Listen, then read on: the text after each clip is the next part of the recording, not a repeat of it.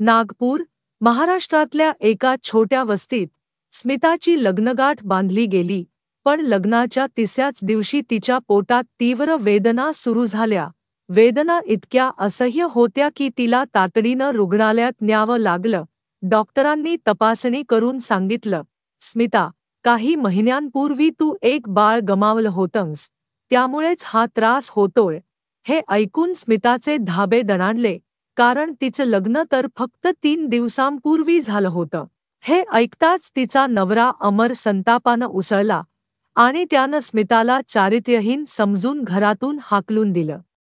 हताश स्मिता आपल्या माहेरी अमरावतीला परतली. माहेरी पोहोचल्यावर तिचे बाबा रमेश यांना ही गोष्ट कळली. तेव्हा त्यांनी स्मिताला पुन्हा रुग्णालयात नेलं. तिथं पुन्हा तपासणी झाली, पण डॉक्टरांनी जे सांगितलं ते ऐकून स्मिताच्या पायाखालची जमीन सरकली.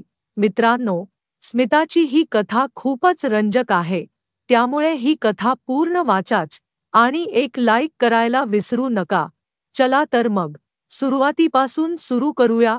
स्मिताचे आईबाबा रमेश आणि सुनीता यांनी तिचं लग्न मोठ्या प्रेमानं आणि विश्वासानं ठरवलं होतं आणि स्मिताला आपल्या आई बाबांच्या निर्णयावर पूर्ण विश्वास होता. तिला कधीच कसली तक्रार नव्हती, कारण ती त्यांचा प्रत्येक निर्णय आपल्या भल्यासाठीच मानायची. स्मिता खरं तर खूपच भित्र्या स्वभावाची होती, कारण तिला आत्मविश्वासाचा अभाव होता. याचं सर्वात मोठं कारण म्हणजे ती घराबाहेर फारच कमी जायची. बाहेरच्या जगापासून आणि अनोळखी लोकांपासून तिला भीती वाटायची. आणि याचं काहीच कारण तिची आई सुनीता होती, कारण सुनीता नेहमी तिला म्हणायची, स्मिता, बाहेरचं जग खूप कठोर आहे, त्यामुळे चुकूनही या क्रूर जगात पाऊल टाकू नकोस. स्मितानं तिच्या आईचं हे बोलणं मनापासून स्वीकारलं होतं. ती क्वचितच कोणाशी बोलायची आणि बोललीच तर खूपच हळू आणि संकोचानं. त्यातच तिची आई सुनीता काळजीत म्हणायची, स्मिता, तू सासरी कशी काय राहणार? पण स्मिताला विश्वास होता की तिचे आईबाबा जे करतील ते तिच्यासाठी योग्यच असेल. अखेर लग्नाचा दिवस उजाडला. स्मिताचे बाबा रमेश त्या दिवशी खूपच खुश होते. जरी त्यांची तब्येत थोडी बरी नव्हती, तरी त्यांनी लग्नाच्या सगळ्या तयारी हातात घेतल्या. पाहुण्यांपासून ते जेवणापर्यंत प्रत्येक छोट्या मोठ्या गोष्टीची काळजी घेतली. त्याच या आनंदाला पारावार नव्हता, कारण स्मिता त्यांची एकुलती एक मुलगी होती. तिचे 2 लहान भाऊ, सचिन आणि राहुल, तिच्यापेक्षा वयानं लहान होते आणि रमेश यांची आर्थिक परिस्थिती फारशी चांगली नव्हती. त्यामुळे स्मिताच्या लग्नासाठी त्यांनी वर्षानुवर्षे पैसे जमवले होते, तरीही ते पुरेसे नव्हते. म्हणून त्यांनी कर्ज काढलं, ज्याच्या ओझ्याखाली ते दबले गेले. स्मिताला याचं दुःख होतं की तिच्या लग्नामुळे तिचे बाबा कर्जात बुडाले आहेत. तिला वाटायचं की आता सासरी जाऊन तिनं असं काही करायला हवं, ज्यामुळे तिच्या आईबाबांचं हे ओझं हलकं होईल. असो, लग्न मोठ्या थाटामाटात झालं. सासरी पुण्यात स्मिताचं मोठ्या प्रेमानं स्वागत झालं. सासू, सासरे आणि नातेवाईक सगळे खुश होते, कारण स्मिताचं सौंदर्य पाहून प्रत्येकजण थक्क झाला होता. तिचे टपोरे डोळे, दुधासारखा गोरा रंग, कंबरेइतके लांब केस आणि टोकदार नाक, तिला पाहून कोणीही नुसतं पाहतच राहायचं. स्मिता जेव्हा तरुणपणाच्या उंबरठ्यावर आली, तेव्हा रमेश आणि सुनीता यांना तिच्या सौंदर्याची खूप काळजी वाटायची, कारण त्यांना भीती होती की कोणाची वाईट नजर तिच्यावर पडेल. म्हणून सुनीता तिला घराबाहेर फारसं जाऊ देत नसे. असं असलं तरी स्मिताचा नवरा अमर यानं तिचा फोटो लग्नाआधी पाहिला होता, पण लग्नाच्या पहिल्या रात्री जेव्हा त्यानं स्मिताला समोरासमोर पाहिलं, तेव्हा त्याचं मन धडधडलं, कारण त्याला खात्रीच पटत नव्हती की इतकी सुंदर मुलगी त्याची बायको झाली आहे. त्या रात्री अमरनं स्मितावर इतकं प्रेम केलं की तिची सगळी भीती पळून गेली. स्मिता मनातल्या मनात देवाचे आभार मानत होती की तिला इतका प्रेम करणारा नवरा मिळाला. मग कसंबसं स्मिताचं सासरी पहिलं दिवस गेलं, पण दुसऱ्या दिवशी तिच्या पोटात हलकासा त्रास सुरू झाला. याआधीही असं कधीकधी व्हायचं, कारण लग्नाच्या काही दिवसांआधीही तिला पोटात हलकं दुखणं झालं होतं, जे आपोआप बरं झालं होतं. याआधीही अनेकदा असं दुखणं झालं होतं. त्यामुळे स्मितानं यावेळीही फारसं लक्ष दिलं नाही. पण आज दुखणं पुन्हा सुरू झालं, काही वेळानं आपोआप कमी झालं. म्हणून स्मिताला वाटलं, कदाचित ही सामान्य गोष्ट असेल. असं असलं तरी आज तिचा सासरी दुसरा दिवस होता आणि घर पाहुण्यांनी चाकच भरलं होतं. अशा वेळी ती आपला त्रास कोणाला सांगू शकत नव्हती, कारण तिला भीती वाटायची की लोक काय म्हणतील. नवीन सूनबाईची तब्येत बिघडली असं वाटून ती शांतपणे आपल्या जागी बसून राहिली. मग काही वेळानं तिचे माहेरचे लोक आले, पण तेव्हाच तिच्या पोटात दुखणं पुन्हा सुरू झालं. आता स्मिताला अस्वस्थ वाटू लागलं. तिला वाटायचं की तिची तब्येत हळूहळू खराब होते. तरीही ती शांत राहिली आणि दुखणं सहन करत राहिली. इकड पाहुणे येत जात होते आणि सासरी लग्नाची रंगत चालू होती. पण हळूहळू स्मिताचं पोटदुखी इतकं वाढलं की ते थांबायचं नावच घेत नव्हतं. तरीही ती कसंबसन चेहऱ्यावर बनावट हास्य लावून बसून राहिली. असा तिचा सारा दिवस दुखणं यातच गेला. मग रात्री जेव्हा पाहुण्यांची गर्दी थोडी कमी झाली, तेव्हा तिला तिच्या खोलीत आराम करण्यासाठी पाठवलं. खोलीत पोहोचताच स्मितानं सुटकेचा श्वास घेतला, कारण सारा दिवस बसून राहिल्यामुळे तिची कंबर आखडली होती आणि पोटाचं दुखणं आता जोरातच जाणवत होतं. ती शांतपणे बिछाण्यावर पडली आणि दुखणं कमी होईल अशी आशा करू लागली. काही वेळानं दुखणं खरंच हलकं झालं. स्मिताला वाटलं, कदाचित लग्नाची धावपळ आणि बाहेरचं खाणं यामुळे असं झालं असेल. म्हणून तिनं कोणालाच काही सांगितलं नाही, कारण तिला वाटलं की लोकही तेच म्हणतील की बाहेरचं खाणं खाल्ल्यामुळे पोट बिघडलं असेल. त्या रात्री स्मितानं जेवणही केलं नाही. जरी दुखणं जवळपास संपलं होतं, तरी दिवसभराची थकवा आणि दुखण्यानं तिला तोडून टाकलं होतं. बिछाण्यावर पडताच तिला झोप लागली. मग अमर कधी खोलीत आला हे तिला कळलंच नाही. त्यानं स्मिता झोपलेली पाहून तिला उठवणं योग्य वाटलं नाही आणि शांतपणे तिच्या बाजूला पडून झोपला. दुसऱ्या दिवशी, म्हणजे लग्नाचा तिसरा दिवस, पाहुण्यांची चहलपहल अजूनही होती. पण देवाच्या कृपेनं त्या दिवशी स्मिताला पोटदुखी अजिबात झाली नाही. तिनंही असंच विचार केला की बाहेरचं खाणं हेच दुखण्याचं कारण असावं. त्या दिवशी लग्नाच्या थकव्यातून सारे घरचे उशिरा उठले. स्मिता नवीन सून होती, म्हणून तिलाही कोणी लवकर उठवलं नाही. सकाळी 9 वाजल्यानंतर तिची झोप उघडली, तेव्हा तिची नणंद रीना तिच्यासाठी नाश्ता घेऊन आली. नाश्ता केल्यानंतर स्मिता घरच्यांबरोबर बसली. मग गप्पा सुरू झाल्या. पण तेव्हाच तिला पुन्हा तब्येत बिघडल्यासारखी वाटू लागली. तिनं हे भास आहे असं समजून दुर्लक्ष केलं आणि सगळ्यांबरोबर हसतबोलत वेळ घालवू लागली. तेव्हाही घरात काही पाहुणे होते, त्यात अमरची मावशी उषा, जी कोल्हापूरहून आली होती.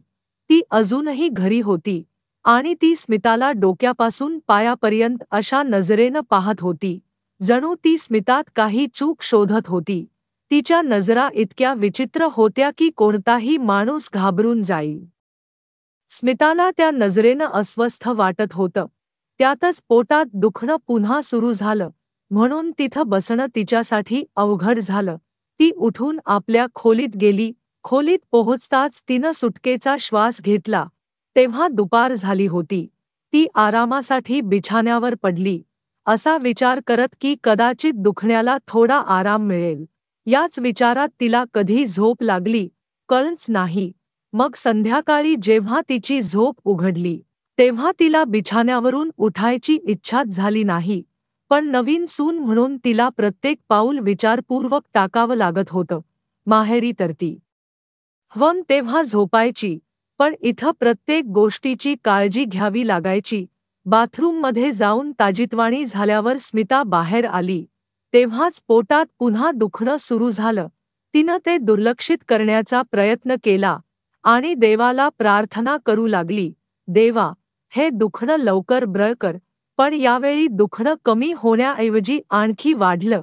तिची अवस्था इतकी बिकट झाली की कोणाला बोलावण्याची ताकदही तिच्यात उरली नव्हती. अमरही तेव्हा घरी नव्हता. दुखणं सहन करत ती खोलीतच पडून राहिली. खूप वेळानं अमर घरी परतला. स्मिताची अवस्था पाहून त्यानं तातडीनं विचारलं, "स्मिता, काय झालं? तुझी तब्येत बरी नाही का?" पण स्मिता काहीच बोलू शकली नाही. तिची अशी अवस्था पाहून अमरला तिला तातडीनं डॉक्टरकडे न्यावं असं वाटलं, पण स्मिताला रुग्णालयात जायला संकोच वाटत होता. तिनं हळूच अमरला सांगितलं, "ऐका ना, फक्त मेडिकल स्टोअरमधून पोटदुखीची गोळी आणा.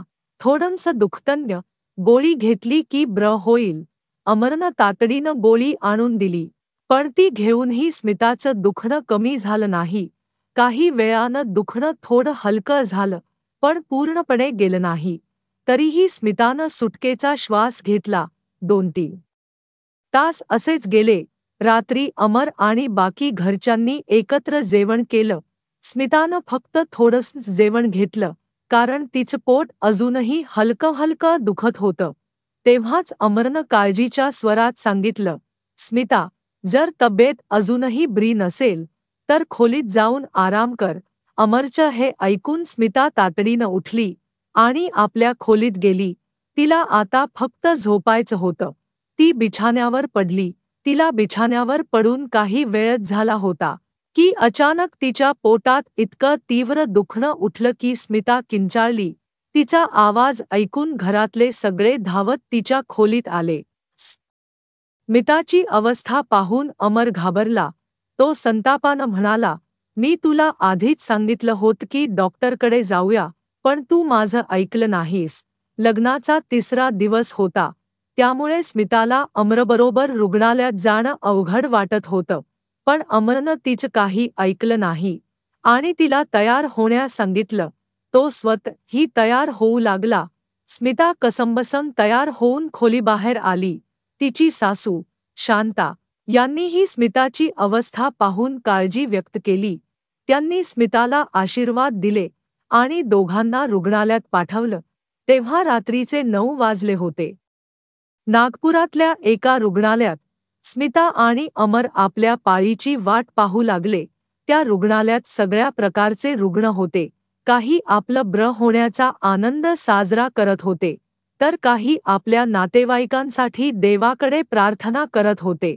स्मिताचं पोटदुखी इतकं वाढलं होतं की तिला बसणंही कठीण झालं होतं. दुखण्यामुळे ती कण्हत होती. तिची अस्वस्थता पाहून अमर आणखी चिंतित झाला. जेव्हा स्मिताची अवस्था खूपच बिकट झाली, तेव्हा अमरनं पाळीची वाट न पाहता डॉक्टरांकडे धाव घेतली आणि त्यांना विनंती केली, "स्मिताला तातडीनं इमर्जन्सीमध्ये नेण्यात आलं." आणि तिची तपासणी सुरू झाली. तिथं एक लेडी डॉक्टर होत्या, डॉक्टर फातिमा. त्यांनी स्मिताला विचारलं, "कुठं दुखतंय?" स्मितानं थरथरत्या हातांनी पोटाकडे बोट दाखवलं आणि याआधीच्या दुखण्याचीही माहिती दिली. डॉक्टर फातिमा यांना दुखण्याचं कारण कळलं नाही. तरी त्यांनी काही औषधं आणि एक इंजेक्शन लिहून दिलं आणि दोघांना घरी पाठवलं. घरी पोहोचताच इंजेक्शनच्या प्रभावामुळे स्मिताला थोडा आराम मिळाला आणि ती तातडीनं झोपली. सकाळपर्यंत तिचं पोटदुखी पूर्णपणे बरं झालं होतं, पण संध्याकाळी पुन्हा तिची तब्येत बिघडू लागली. पुन्हा एकदा तिला रुग्णालयात न्यावं लागलं.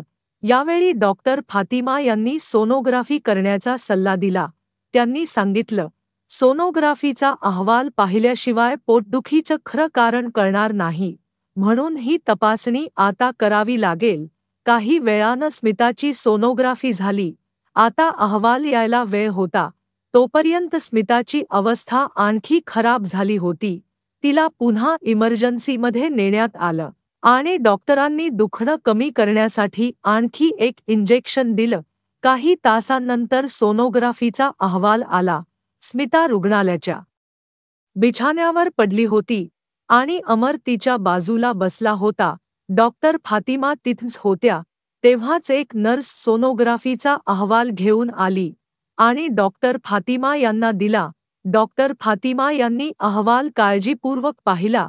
तेव्हा त्यांच्या कपाळावर आठ्या पडल्या. त्या बराच वेळ शांत राहिल्या, एक शब्दही बोलल्या नाहीत. शेवटी अमरनं अस्वस्थ होऊन विचारलं, डॉक्टर, अहवालात काय आलंय? डॉक्टर फातिमा यांनी जे उत्तर दिलं ते ऐकून स्मिताच्या श्वास अडकल्या, कारण त्यांनी फक्त एवढंच सांगितलं, तू गरोदर होतीस का? हे ऐकून स्मिताला आपल्या कानांवर विश्वासच बसत नव्हता की डॉक्टर काय बोलताहेत. एका क्षणासाठी तिला काहीच समजलं नाही. मग जेव्हा डॉक्टर फातिमा यांचं बोलणं तिला हळूहळू समजलं, तेव्हा तिच्या पायाखालची जमीन सरकली. तिला वाटलं जणू तिच्या शरीरातून जीव निघून गेला. अमरही डोळे विस्फारून डॉक्टर फातिमा यांच्याकडे पाहत होता. मग अचानक त्यानं स्मिताकडे अशा नजरेनं पाहिलं, जणू तो इच्छित होता की जमीन फाटावी आणि स्मिता त्यात सामावून जावी. कारण त्याच्या डोळ्यात स्पष्टपणे अविश्वास दिसत होता. तो स्मिताला असा घुरत होता, जणू ती कोणती तरी गुन्हेगार आहे. हे सगळं पाहून स्मिताचं डोकं सुन्न झालं होतं. ती विचार करत होती, आता मी डॉक्टरांना काय उत्तर देऊ, अमरला काय सांगू? कारण तिचं विश्व एका क्षणात उलटंपालट झालं होतं.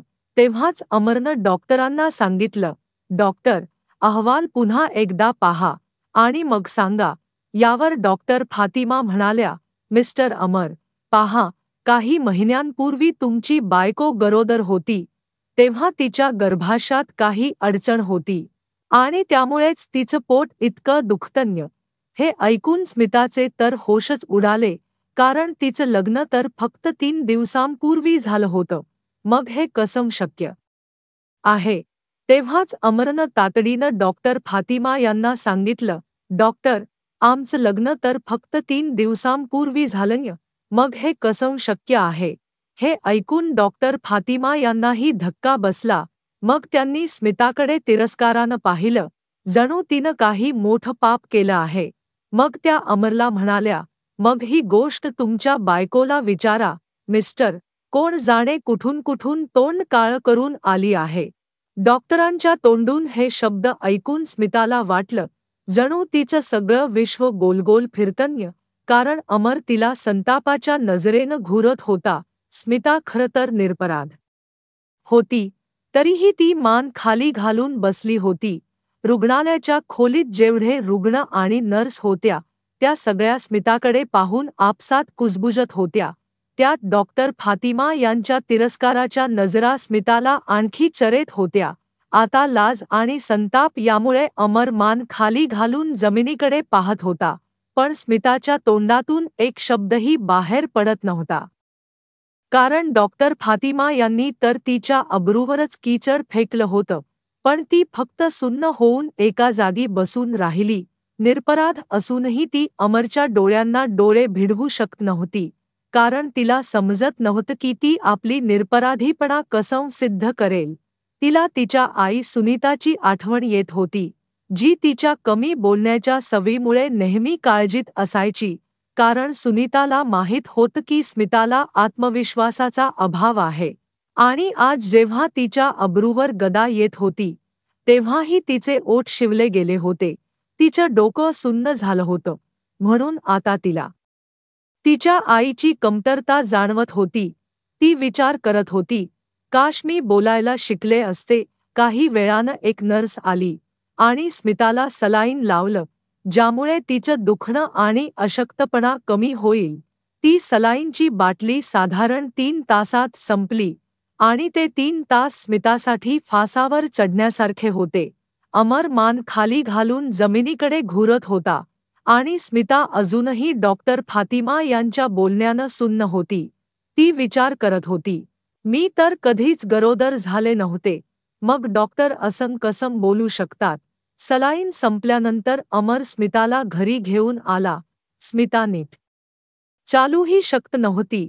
अमरचे लाल डोळे आणि संताप पाहून स्मिताला भीती वाटत होती.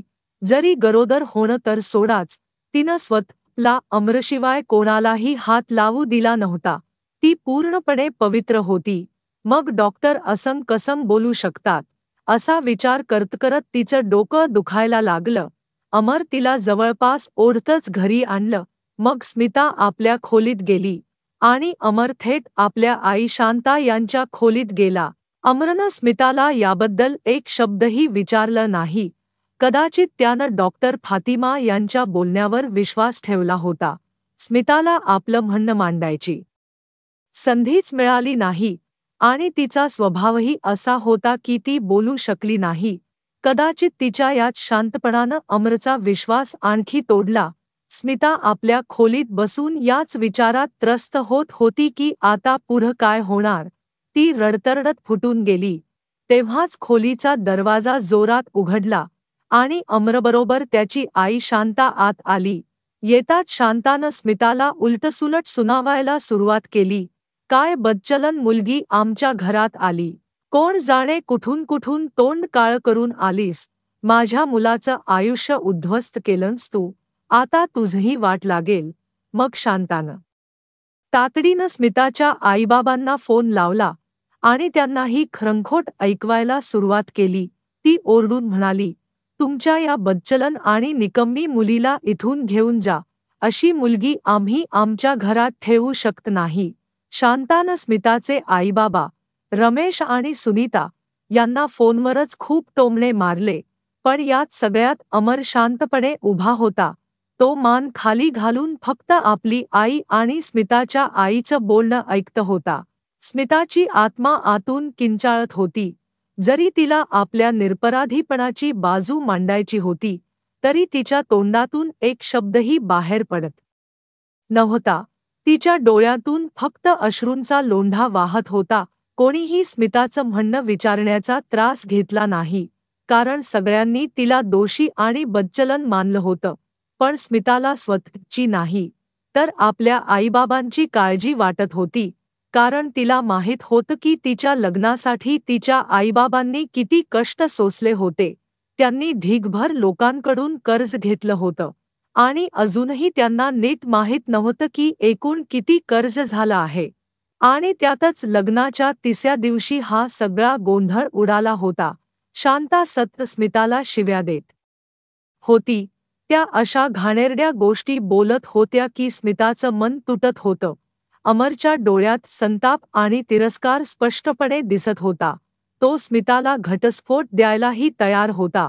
तो फक्त स्मिताचे आईबाबा रमेश आणि सुनीता यांच्या येण्याची वाट पाहत होता. स्मिता भीतीनं एका कोपऱ्यात संकुचित होऊन उभी होती, जणू ती कोणती तरी गुन्हेगार आहे. शांता तर देवाचे आभार मानत होत्या की लग्नानंतर लगेचच स्मिताचं खरं रूप समोर आलं. नाहीतर त्यांचा मुलगा आयुष्यभर फसवणुकीत राहिला असता. काही वेळानं रमेश आणि सुनीता स्मिताच्या सासरी पोहोचले. त्यांची अवस्था पाहून वाटत होतं की ते पूर्णपणे खचले आहेत. सगळं कुटुंब हॉलमध्ये जमा झालं होतं आणि प्रत्येक बाजूनं स्मितावर टोमणे येत होते. प्रत्येकजण तिला तिरस्काराच्या नजरेनं पाहत होता आणि स्मिता एका कोपऱ्यात उभी रडत होती. तिला समजत नव्हतं की आता तिनं काय करावं. अमरची मावशी उषा स्मिताला बदचलन आणि बेशरम अशा शब्दांनी सक्त नवाजत होती. ती शांताला म्हणत होती, वहिनी, मी तुम्हाला सांगितलं होतं की अनोळखी लोकांशी तुमच्या मुलाचं लग्न करू नका, पण तुम्ही माझं ऐकलं नाही आणि तुमच्या मुलाचं आयुष्य उद्ध्वस्त केलं. खरं तर उषा सुरुवातीपासूनच या लग्नाच्या विरोधात होत्या, कारण त्या अमरचं लग्न आपल्या पसंतीच्या मुलीशी करू इच्छित होत्या. पण शांतानं हट्ट धरला होता की त्या आपल्या मुलाचं लग्न आपल्या पसंतीनं करतील. यावरून उषा आणि शांता यांच्यात आधीपासूनच खटके उडत होते आणि आता उषाला संधी मिळाली होती हे सिद्ध करण्याची की शांताचा निर्णय चूक होता. जेव्हा स्मिताचे आईबाबा रमेश आणि सुनीता हॉलमध्ये आले, तेव्हा स्मिता धावत आपल्या आईच्या मिठीत गेली आणि रडू लागली. सुनीता तिला शांत करण्याचा प्रयत्न करू लागली, पण स्मिताचं रडणं आणखी वाढलं, कारण गेल्या कित्येक तासांपासून तिच्यावर जे तुफान कोसळलं होतं, ते आता ती आपल्या आईबाबांना पाहून अश्रूंच्या रूपात बाहेर काढत होती. शांतानं स्मिताच्या आईबाबांना बसवून खूप खरंखोट ऐकवलं. काय बदचलन मुलगी तुम्ही आमच्या गळ्यात मारली. तुम्हाला जरा जरी लाज वाटली नाही का. तुम्ही माझ्या मुलाचं आयुष्य उद्ध्वस्त केलं. पण स्मिताची आई सुनीता शपथ घेऊन सांगत होती, माझी मुलगी अशी नाही. तिचे बाबा रमेश मान खाली घालून शांतपणे बसले होते. स्मिताला आपल्या बाबांची ही लाचारी पाहून आणखी दुःख होत होतं, कारण ते आता खूपच हतबल दिसत होते. स्मिताचे आईबाबा शांताला सत्य सांगत होते की नक्कीच काहीतरी गैरसमज झाला असेल, आमची मुलगी अशी नाही. पण शांता एक रट लावून बसली होती. तुमच्या या बच्चलन मुलीला इथून घेऊन जा. आम्ही तिला आमच्या घरात एक क्षणही सहन करू शकत नाही. अमरही संतापानं लाल झाला होता. त्यानं स्मिताचा हात पकडला आणि आपले सासरे रमेश यांच्या हातात ठेवला आणि म्हणाला, तुम्ही तुमच्या मुलीला इथून घेऊन जा. आता आम्ही तिला आमच्या घरात ठेवू शकत नाही आणि काही दिवसांतच घटस्फोटाचे कागद तुमच या घरी पोहोचतील. घटस्फोटाचा उल्लेख ऐकताच रमेश यांचं मन खचलं. मग ते अमरच्या पायांवर पडून गयाव्या करू लागले. त्यांनी मान खाली घालून काही दिवसांची मुदत मागितली. अमरला आपल्या सास्यांची ही अवस्था पाहून थोडी दया आली. तो म्हणाला, ठीक आहे, मी तुम्हाला आणि तुमच्या मुलीला 7 दिवसांचा वेळ देतो. जर तुम्ही या 7 दिवसांत ठोस पुराव्यांसह स्मिता निरपराध आहे हे सिद्ध करू शकलात नाही, तर मी तिला घटस्फोट देऊन तुमच्या घरी पाठवीन. स्मिता आणि तिच्या आईबाबांसाठी हे 7 दिवस एखाद्या वरदानापेक्षा कमी नव्हते, कारण या 7 दिवसात स्मिता आपल्यावर लावलेला आरोप खोटा सिद्ध करू शकत होती. रमेश आणि सुनीता आपली मुलगी स्मिता घेऊन आपल्या घरी अमरावतीला निघून गेले. स्मिताच्या माहेरील वातावरणही उदास होतं, कारण तिचं लग्न होऊन फक्त 3च दिवस झाले होते आणि अमरच्या तोंडून घटस्फोटासारखे शब्द बाहेर पडत होते. शिवाय स्मिताच्या अब्रूवर कीचड उडालं होतं. तिला समजत नव्हतं की आता पुढं काय होणार. पण तेव्हाच स्मिताचे बाबा रमेश यांनी डॉक्टर फातिमा यांचा अहवाल आपला मुलगा सचिन याच्याकडून वाचून घेतला आणि त्यांना कळलं की अहवालात स्पष्ट लिहिलं आहे की स्मिता काही महिन्यांपूर्वी गरोदर होती. संतापानं त्यांचा चेहरा लाल झाला. ते स्मिताला मारण्यासाठी पुढं सरसावले आणि ओरडले, तू आमची नाक कापलीस, तू समाजात आम्हाला तोंड दाखवायला लायक ठेवलं नाहीस. स्मिता फक्त रडत होती, कारण जर ती आपल्या नव्याला आणि सासूला आपल्या निरपराधीपणाची खात्री देऊ शकली नव्हती, तर आता आपल्या आईबाबांना ती कसं समजावणार. तिच्या तोंडातून एक शब्दही बाहेर पडत नव्हता. ही बातमी जंगलातील आगीसारखी नातेवाईकांमध्ये पसरली की स्मिता लग्नाआधी गरोदर होती आणि हे ऐकून सगळे आपल्या तोंडावर हात ठेवून छी करू लागले. रमेश आणि सुनीता रात्रभर आपल्या खोलीत बसून स्मिताच्या भविष्याबद्दल विचार करत राहा. स्मिताही रात्रभर जागून आपल्या आयुष्याबद्दल चिंतेत बुडाली होती. तिला एका क्षणासाठीही झोप लागली नाही. सकाळी जेव्हा स्मिता खोलीबाहेर आली, तेव्हा तिचे आईबाबा तयार बसले होते. तिच्या आईनं सांगितलं, स्मिता, तूही तयार हो. स्मितानं काहीही प्रश्न न विचारता खोलीत जाऊन तयार होऊन बाहेर आली. बाहेर आल्यावर तिच्या आईनं सांगितलं की ते तिला पुन्हा त्या डॉक्टर फातिमा यांच्याकडे घेऊन जात आहेत, ज्यामुळे तिची पुन्हा तपासणी होईल. रमेश आणि सुनीता यांना जरा जरी विश्वास नव्हता की स्मिताबद्दल असं काही असू शकतं, कारण त्यांना आपल्या मुलीवर पूर्ण विश्वास होता. स्मिताचं सगळं आयुष्य त्यांच्या डोळ्यासमोरच गेलं होतं, म्हणून त्यांना तिचा स्वभाव चांगला माहीत होता. त्यांना इच्छा असूनही तिच्यावर शंका घेता येत नव्हती. रात्रभर त्यांनी याच गोष्टीचा विचार केला होता की स्मिताला पुन्हा डॉक्टरांना दाखवावं, ज्यामुळे खरं सत्य समोर येईल. ते पुन्हा नागपुरातल्या रुग्णालयात पोहोचले. रमेश यांनी अमरलाही फोन करून रुग्णालयात बोलावलं. अमर यायला तयार नव्हता, पण रमेश यांच्या वारंवार विनंतीनंतर तो आला. रुग्णालयात जेव्हा स्मिता आणि अमर यांचा समोरासमोर भेट झाली, अमरनं तिच्याकडे एक क्षणही पाहिलं नाही. स्मितानंही आपले अश्रू आतल्या आत गिळले.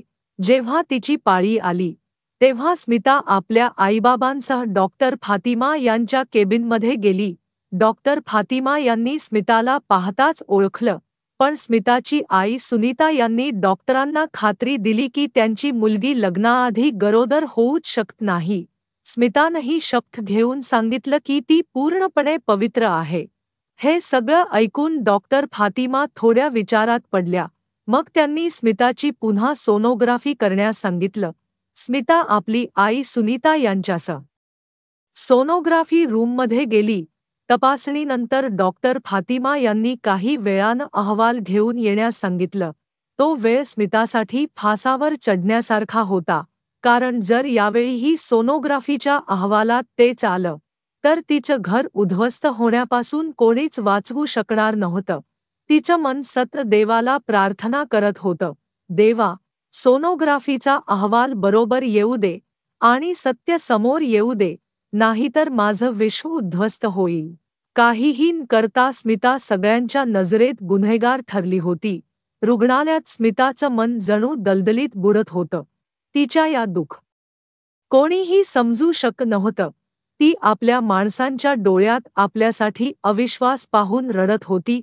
काही वेळानं सोनोग्राफीचा नवीन अहवाल आला आणि स्मिता आपली आई सुनीता यांच्यासह डॉक्टर फातिमा यांच्या केबिनमध्ये गेली.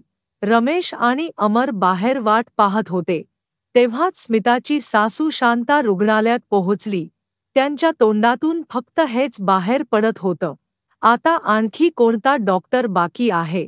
त्या अमरला म्हणाल्या, अमर बेटा, या बदचलन मुलीला घटस्फोट दे आणि हा तमाशा इथेच संपव. पण अमरला कदाचित देवाची भीती वाटत होती. तो घटस्फोट दे याआधी सगळी गोष्ट पुराव्यांसह जाणून घेऊ इच्छित होता, ज्यामुळे कोणताही चुकीचा निर्णय होणार नाही, म्हणून तो स्वतःला आवरत होता. स्मिता गुन्हेगारासारखी मान खाली घालून डॉक्टर फातिमा यांच्यासमोर बसली होती. तेव्हाच रमेश, अमर आणि शांता केबिनमध्ये आले. स्मिताच्या मागे तिचे आईबाबा उभे होते. डॉक्टर फातिमा यांच्या तोंडातून बाहेर पडणारा प्रत्येक शब्द स्मिताला नवीन आयुष्य देऊ शकत होता किंवा तिला मृत्यूच्या खाईत लोटू शकत होता, कारण तिच्या आयुष्याची दोरी आता डॉक्टर फातिमा यांच्या हातात होती. डॉक्टर फातिमा काही वेळ नवीन अहवाल पाहत राहिल्या. मग त्यांनी स्मिताकडून जुना अहवाल मागितला, जो तिनं आपल्या पिशवीतून काढून त्यांच्यासमोर ठेवला. डॉक्टर फातिमा दोन्ही अहवाल एक-एक करून पाहू लागल्या. त्यांच्या चेहऱ्यावर विचित्र भाव होते. मग अचानक त्यांच्या चेहऱ्यावर आश्चर्य पसरलं, जणू काहीतरी चूक झालं आहे. डॉक्टर फातिमा यांनी नवीन अहवाल टेबलावर ठेवत सांगितलं, बाहेरचं खाणं खाल्ल्यामुळे तुझं पोट दुखत होतं, कारण तुझ्या यकृतात सूज आहे, ज्यामुळे इतकं दुखणं होत होतं. मग डॉक्टर फातिमा यांनी सुनीताकडे पाहत सांगितलं, तुमची मुलगी गरोदर नव्हती. हे ऐकताच शांता ताडकन बोलल्या, पण मागच्या अहवालात तर तुम्हीच सांगितलं होतं की ही गरोदर होती. यावर डॉक्टर फातिमा यांनी जे उत्तर दिलं ते ऐकून स्मिताच्या पायाखालची जमीन सरकली. त्या म्हणाल्या, मागच्या अहवालात नावाची गडबड झाली होती, कारण तुमच्या स्मिताचं नाव स्मिता पाटील आहे, पण ज्या बाईचा अहवाल चुकून तुमच्या स्मिताच्या नावावर चढला होता, तिचं नावही स्मिता कुलकर्णी होतं. त्यामुळे गैरसमज झाला, कारण त्या स्मिता कुलकर्णीचा काही महिन्यांपूर्वी गर्भपात झाला होता, ज्यामुळे तिच्याही पोटात दुखणं होत होतं. त्यामुळे नाव एक असल्यामुळे हा सगळा गोंधळ झाला. डॉक्टर फातिमा यांनी आपली चूक मान्य केली आणि सगळ्यांसमोर माफी मागितली. हे सगळं ऐकून स्मिताचं मन देवाचे आभार मानत रडत होतं. सत्य समोर आल्यानंतर अमर आणि त्याची आई शांता लाजेनं मान खाली घालून उभे होते. रमेश यांनी स्मिताला मिठी मारली आणि म्हणाले, बेटा, हे सगळं एका गैरसमजामुळे झालं. गैरसमज तर चांगल्या चांगल्या लोकांचं आयुष्य उद्ध्वस्त करतो. पण मला माझ्या मुलीवर पूर्ण विश्वास होता. आता तुला कोणतीही टेन्शन घेण्याची गरज नाही. अमर स्मिताजवळ जाऊन गुडघ्यांवर बसला आणि हात जोडून माफी मागू लागला. स्मितानंही त्याला माफ केलं, कारण चूक त्याचीही नव्हती. परिस्थितीच अशी होती की कोणीही गैरसमज करू शकला असता.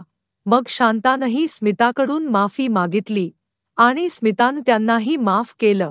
अशा प्रकारे स्मिताचं घर आणि विश्व उद्ध्वस्त होण्यापासून वाचलं.